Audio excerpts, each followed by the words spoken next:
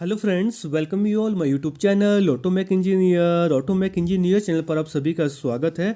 तो इस वीडियो में मैं डिस्कस करूंगा नेशनल और इंटरनेशनल जनरल नॉलेज एमसीक्यूज जो पूछे गए थे असिस्टेंट इंजीनियर सिविल एग्जाम में, और ये एग्ज़ाम हेल्ड हुआ था 14 दिसंबर 2021 को। ठीक है, आप सभी जानते हैं कि Himachal Pradesh public service commission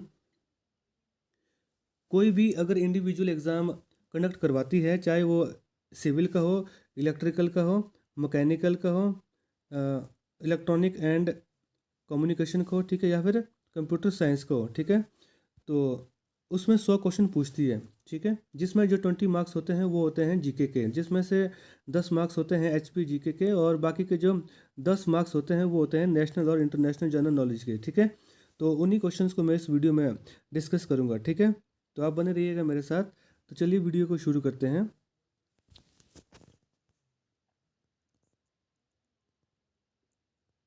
first question यहाँ पूछा गया है, आप देख सकते हैं।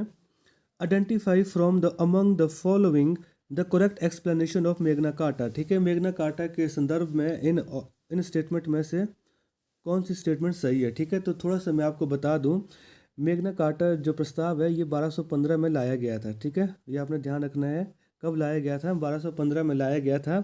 और ये साइंड हुआ था जो उस टाइम वहाँ पर जो ग्रेट ब्रिटेन के जो उस टाइम के राजा थे, ठीक है, किंग जॉन। ठीक है, कौन थे? King John. ठीक है, ये उनके बीच साइन हुआ था। और वहाँ के जो अमीर लोग थे, ठीक है, वहाँ के जो अमीर लोग थे, जो पादरी लोग थे, इनके बीच ये साइन किया गया था। क्यों साइन किया गया था? ठीक है, इसका मेन रीज़न क्या है मेग्ना कार्टा का लाने का? इसका मेन रीज़न यह था कि जो कानून होगा, ठीक है, चाहे वो राजा के लिए हो चाहे वो प्रजा के लिए हो, ठीक है, वो दोनों के लिए समान हो। ठीक है, नहीं तो उस टाइम क्या होता था, जैसे 1215 में मैंने आपको बताया था, यानी कि 13वीं शताब्दी में क्या होता था, उस टाइम राजतंत्र होता था। ठीक है, मोनार्की होता था उस टाइम। जैसे आप जानते हैं कि आजकल जो सरकारें जो बनती है वो बनती है लोकतंत्र से। ठीक है, मतलब लोकतंत्र है, उस टाइम होता था राजतंत्र। जो भी प्रजा होती थी, ठीक है, वो डायरेक्टली राजा के लिए काम करती थी। ठीक है, और उस टाइम जो पावरें होती थी सारी वो होती थी राजा के पास। लोगों के पास, जो प्रजा होती थी उनके पास कोई भी पावर नहीं होती थी। राजा चाहे उनको कुछ भी कर सकता था, ठीक है, उनको मार भी सकता था, ठीक है, उनको कुछ भी कर सकता था उस टाइम। ठीक है, तो इसी ये के लिए क्या किया, मैग्ना कार्टा लाया। ठीक है, कि भाई कानून के समक्ष दोनों बराबर है। ठीक है, चाहे वो राजा हो चाहे वो प्रजा हो, ठीक है, कोई भी ऊपर नीचे नहीं है। तो अब देखते हैं हम यहाँ पर स्टेटमेंट। तो पहले जो स्टेटमेंट है, it is a great charter of great Britain signed in 1215, सही है। ठीक है, मैंने अभी आपको बताया था।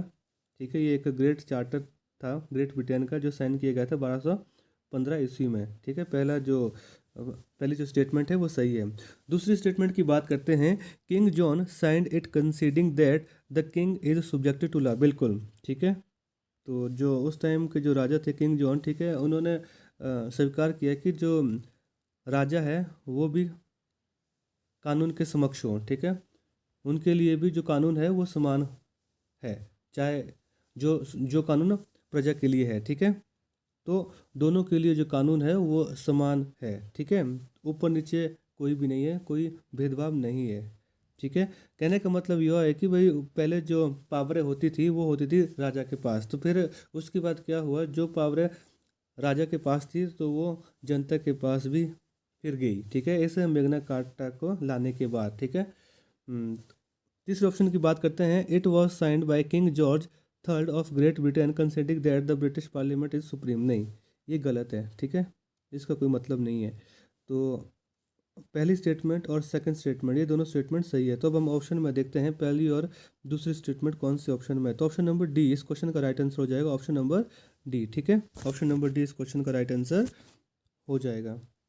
ठीक है, तो होप सो आपको एक समझ आया होगा। नेक्स्ट क्वेश्चन की ओर चलते हैं। नेक्स्ट क्वेश्चन है, बहुत इंपॉर्टेंट क्वेश्चन है ये भी, नेक्स्ट वाला। विच of the following is correct about the declaration of emergency in India. ठीक है, तो इन ऑप्शन में से आपने बताना है कि जो declaration of emergency in India में, ठीक है, कौन सा ऑप्शन करेक्ट है। तो इस क्वेश्चन का, तो पहले मैं आपको बता देता हूँ कि जो इमरजेंसी है, ठीक है, जो नेशनल इमरजेंसी है वो इंडिया में लगी है 3 बार, ठीक है। कितनी बार लगी है? 3 बार लगी है। हालांकि जो ऑप्शन ए है वो सही हो जाएगा, ठीक है। जो नेशनल इमरजेंसी है वो 3 बार इंडिया में लगाई गई, ठीक ठीक है।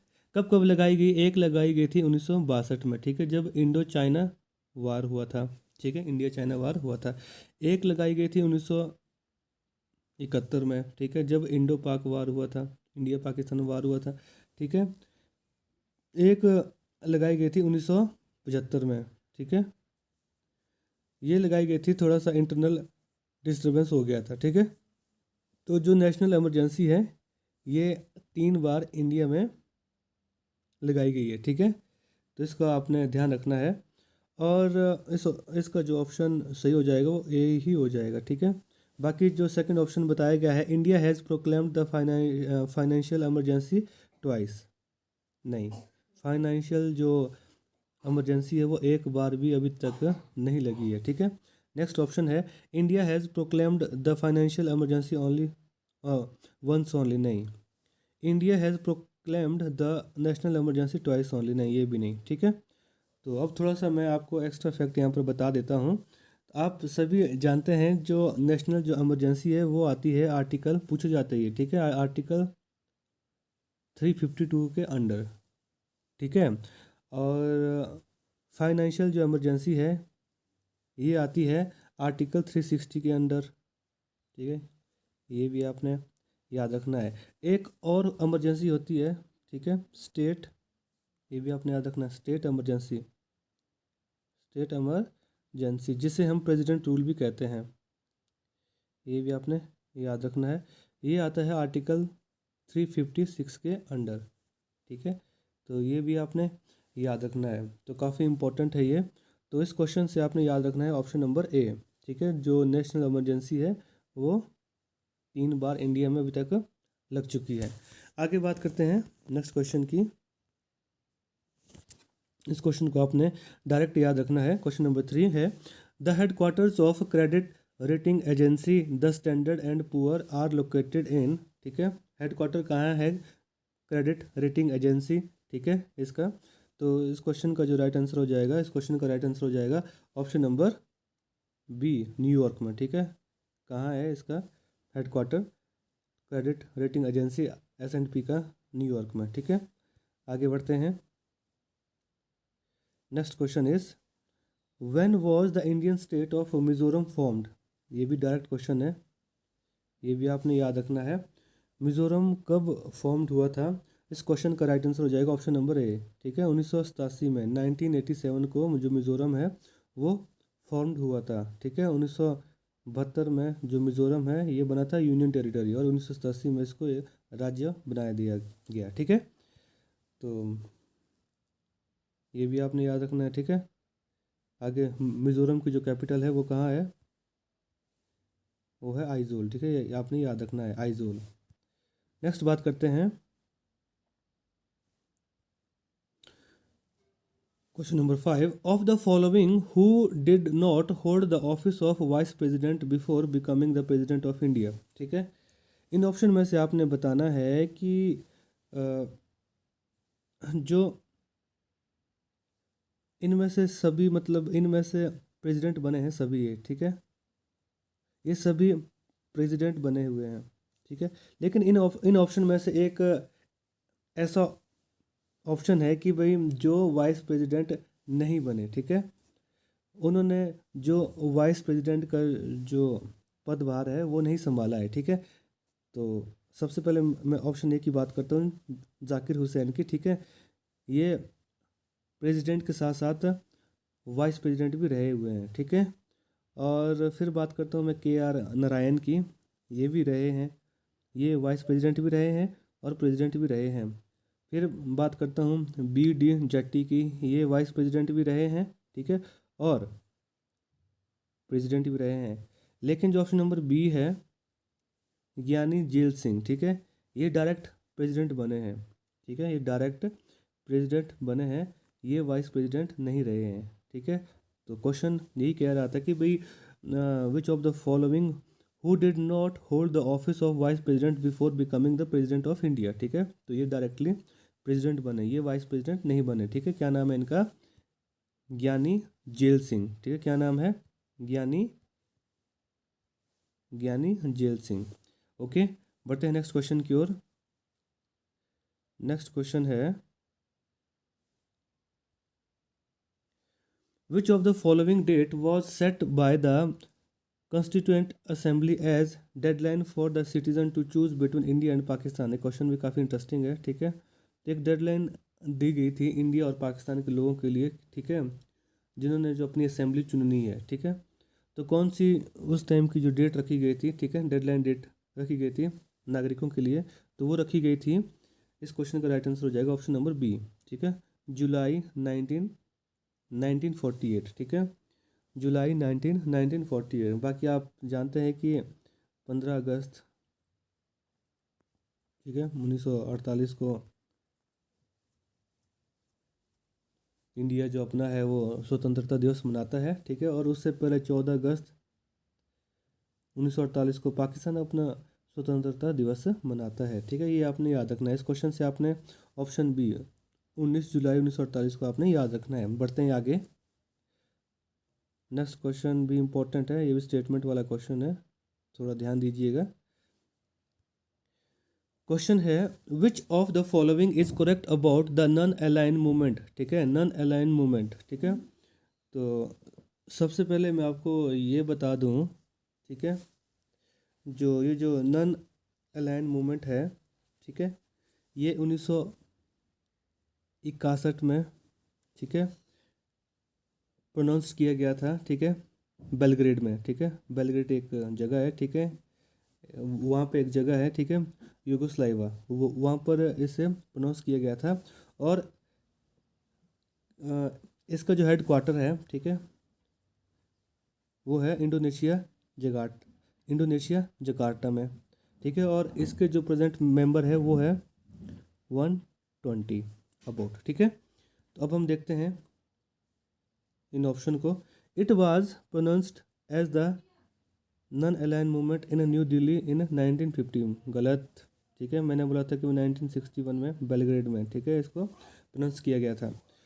सेकंड ऑप्शन है, it was pronounced as the, मतलब स्थापित किया गया था, it was pronounced as the non aligned movement in Belgrade in the erstwhile Yugoslavia in 1961। ठीक है, ये ऑप्शन सही है, ये ऑप्शन सही है। ठीक है, मैंने आपको बताया था अभी थोड़ी देर पहले। ठीक है, और आगे ऑप्शन स्टेटमेंट 3 है, इट्स मेंबर आर नाउ 80। नहीं, मैंने कितने बताया था, इसके मेंबर कितने हैं प्रेजेंटली, वो है 120। ठीक है, तो जो स्टेटमेंट 2 और 3 है, ये स्टेटमेंट 2 ओनली सही है, स्टेटमेंट 1 गलत है, स्टेटमेंट 3 गलत है। तो ऑप्शन में जाते हैं। अब ऑप्शन में जो ऑप्शन नंबर ए है, स्टेटमेंट 2 ओनली, ये क्या है, ये सही है। ठीक है, याद रखना आपने। नेक्स्ट क्वेश्चन की बात करते हैं।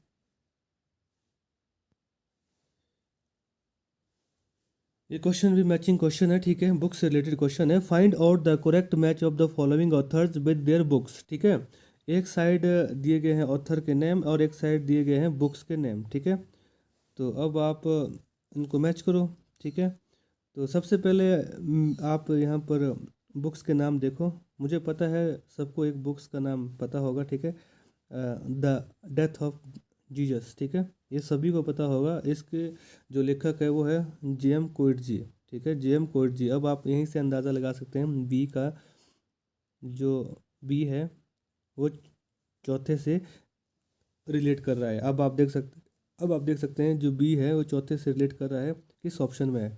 ठीक है, तो हम देख सकते हैं, यहाँ देख सकते हैं आप बी और सी। ठीक है, बी और सी, तो ये जो ए डी ऑप्शन है और ए ऑप्शन है, ये दोनों ऑप्शन क्या हो गए, ये दोनों ऑप्शन कट हो गए। अब दूसरा दूसरा जो है, ये भी सभी को पता होगा, जो द वर्ल्ड बुक है, ठीक है, ये किसके द्वारा लिखी गई है, ये लिखी गई है रिचर्ड हैस के द्वारा। ठीक है, डी का ऑप्शन आ गया 2। ठीक है, ये दो ऑप्शन तो सभी को पता होना चाहिए। अब डी का ऑप्शन जब 2 आ गया, अब देखते हैं हम बी और सी में से, देखो यहाँ पर आ गया। ठीक है, तो बस सी का हो गया फिर 1। ठीक है, लेडी क्लेमेंटाइन का हो गया है मैरी बेनेडिक्ट, ठीक है। और सी का हो गया 1 और ए का हो गया 3, ठीक है। Twilight of democracy Anne Applebaum, ठीक है। तो ऑप्शन बी इस क्वेश्चन का राइट आंसर हो जाएगा, ठीक है। फर्स्ट का सी, सेकंड का डी, थर्ड का ए, फोर्थ का बी, ठीक है। तो इस क्वेश्चन से आपने याद रखना है ऑप्शन नंबर बी। नेक्स्ट बात करते हैं, नेक्स्ट है Which of the following country become the second country in the world to grant women the right to vote in its national elections, ठीक है। Give its year। तो year भी दी है और कंट्री भी दी है। तो सेकंड जो कंट्री बनी, तो सेकंड से पहले आप जान लो फर्स्ट कंट्री कौन सी थी। फर्स्ट कंट्री थी न्यूजीलैंड, ठीक है। न्यूजीलैंड में जो अथॉरिटी है वोट देने की, ठीक है, 1900 में हुई थी, ठीक है। लेकिन जब जो सेकंड कंट्री है वो बनी ऑस्ट्रेलिया, ठीक है, 1903 में। जब फर्स्ट कंट्री न्यूजीलैंड थी, लेकिन उस टाइम क्या होता था, जो वुमेन थी वो सिर्फ वोट दे सकती थी, वो इलेक्शन में स्टैंड नहीं कर सकती थी, ठीक है। और सेकंड कंट्री बनी ऑस्ट्रेलिया, इन्होंने वुमेन जो थी, ठीक है, वो वोट भी दे सकती थी और इलेक्शन में स्टैंड भी कर सकती थी, ठीक है। तो इस क्वेश्चन से आपने याद रखना है ऑप्शन नंबर सी ऑस्ट्रेलिया, ठीक है, इन 1903। नेक्स्ट बात करते हैं, last question is the Indian institute of remote sensing is located in, ठीक है, काफ़ी इंपॉर्टेंट क्वेश्चन है, ठीक है। जो Indian institute of remote sensing is located in, ये कहाँ पर लोकेटेड है, ठीक है। इस क्वेश्चन का राइट आंसर हो जाएगा ऑप्शन नंबर डी देहरादून, ठीक है। तो ऑप्शन नंबर डी आपने याद रखना है। तो ये थे 10 मोस्ट इम्पॉर्टेंट नेशनल और इंटरनेशनल एमसीक्यूज़ जो पूछे गए थे असिस्टेंट इंजीनियर सिविल के एग्ज़ाम में, ठीक है। जो एग्ज़ाम कंडक्ट हुआ था 14 दिसंबर 2021 को, मैंने आपको पहले भी बता दिया था, ठीक है। तो ऐसे ही क्वेश्चन आपको आगे देखने मिल सकते हैं असिस्टेंट इंजीनियर मैकेनिकल के एग्ज़ाम में, ठीक है। तो आप इन क्वेश्चंस को आप ध्यान से पढ़िएगा, ठीक है। तो चलिए मिलते हैं नेक्स्ट वीडियो में। अगर आपको वीडियो पसंद आई तो वीडियो को लाइक करें, ठीक है। और अगर कोई स्टूडेंट मेरी इस यूट्यूब चैनल पर न्यू है तो मेरे इस यूट्यूब चैनल को सब्सक्राइब करें। Thank you.